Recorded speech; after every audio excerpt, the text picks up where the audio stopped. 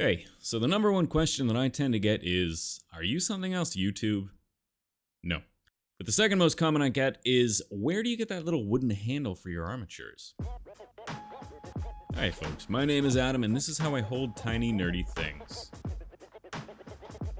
To make a rounded handle, all you need is a bit of dowel. Find something that is a comfortable width for your hand and then cut it to length. I find for myself 35mm is a perfect width and 85mm is a perfect height.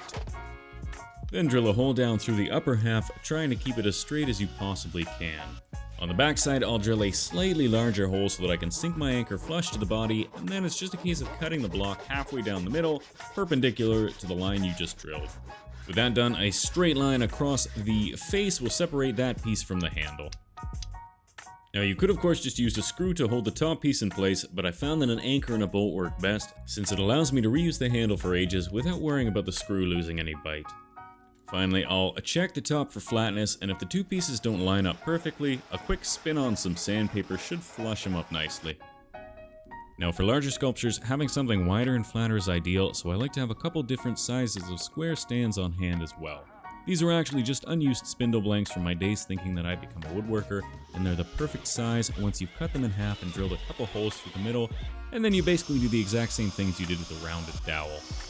The front piece I drill the hole slightly oversized so that I can slide it around easily, and then I'll use the same anchors to keep the bolts in place.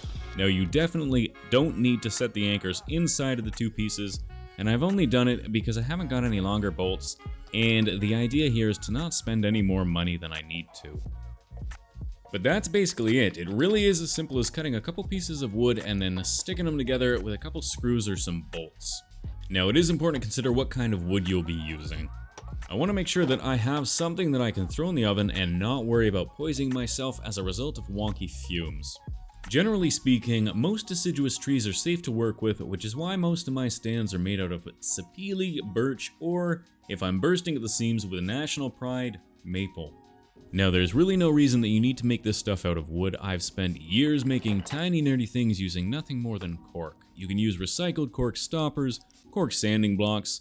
Hell, in the past, with particularly large projects, I've even used a cork yoga block. Hopefully this was helpful, and if you have any questions or comments, let me know down below. Otherwise, we'll see you next time. Cheers.